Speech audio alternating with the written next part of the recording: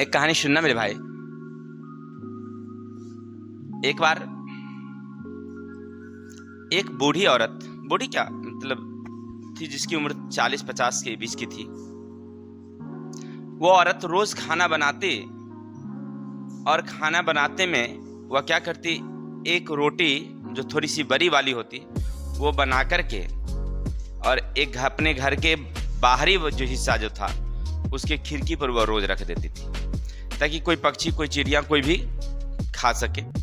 इसलिए तो वहां से क्या होता कि एक फकीर आता और उस रोटी को ले लेता और चला जाता, और जाते समय वह कहता कि तुम अच्छे करोगे तो अच्छा तुम्हारे पास आएगा, बुरा करोगे तो बुरा तुम्हारे पास आएगा। ऐसे कहते कहते वो रोज ऐसे ही करता। रोज वो औरत खाना बनाती जब, तो एक थोड़ी बड़ी वाली रोटी बनाती और उस रोटी को क्या करती है, अपने घर के बाहरी हिस्से खिड़की पर रख देती, और फिर फकीर आता और उसको ले जाता और यही बात कहता कि तुम जो बुरा करोगे तो तुम्हारे पास बुरा आएगा, और अच्छा करोगे तो तुम्हारे पास अच्छा आएगा। ऐसा कहते कहते ये सिलसिला ना काफी लंबा चल गया, बहुत दिन तक चल गया। वह बूढ़ी औरत मन में सोचती थी कि ये फकीर रोज हम जो खाना बनाते हैं उसमें से एक रोटी इसको हम रोज देते हैं, रोज वह खाता है, लेकिन कभी धन्यवाद हमें नहीं दिया, कभी हमें अच्छा नहीं कहा। तो इसका मतलब है वो क्या बोलता है ये भी हम नहीं समझ पाते हैं।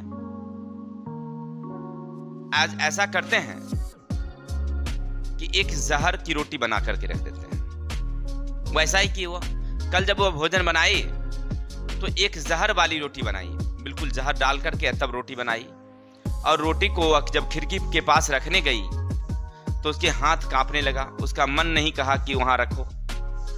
वह बेचैन सी हो गई, अपने आप में काफी घबराहट उसे महसूस होने लगी। वह फिर वापस रोटी लाती है और चूल्हे में फेंक देती है, जला देती है रोटी को। रोटी उसका क्या हो जाता है, जल जाता है। अब क्या होता है,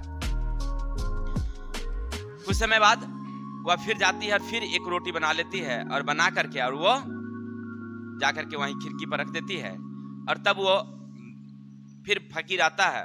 फकीर वह रोटी को लेकर चला जाता है और कहता है, वही बात फिर से बोलता है कि तुम अच्छे करोगे तो अच्छा तुम्हारे पास आएगा, बुरा करोगे तो बुरा तुम्हारे पास है। ये मन ही मन सोच रही थी कि क्या कह रहा है। और जब रोटी रखती थी ना, तो हर रोज वो ईश्वर से प्रार्थना करती कि हे प्रभु, हमारे बच्चे जो काम करने के लिए बाहर गए हैं उसे सही सलामत रखना, उसकी अच्छाई की ओर ध्यान देना, किसी तरह से हमारे घर लौट आए। क्योंकि बहुत दिनों से ना वह उनका बेटा जो काम करने गया था वो वापस नहीं आया था, ना तो कोई खबर थी ना कोई चिट्ठी। इसलिए अपनी बेटे की सलामत के लिए वह रोज ईश्वर से प्रार्थना करती है रोटी रखते समय। जब वो आज रोटी रखी थी, जब वो फकीर लेकर चला गया, थोड़ी देर बाद उसका बेटा उनके दरवाजे पर खड़ा मिलता है। वो भी बिल्कुल पतला दुबला और पूरा कपड़ा उपड़ा फटा हुआ। उनकी माँ पूछती है कि बेटे ये तुम्हारी हालत कैसे हो गई? तो कहते हैं, माँ मैं कई दिनों से भूखा रहता था, जब से यहाँ से गए हैं भूखा ही हम समझिए रहते हैं, और एक रोटी एक फकीर हमें मात्र देता था और उसी से हम खाते थे। उसी माँ बोली कि वो फकीर कौन था?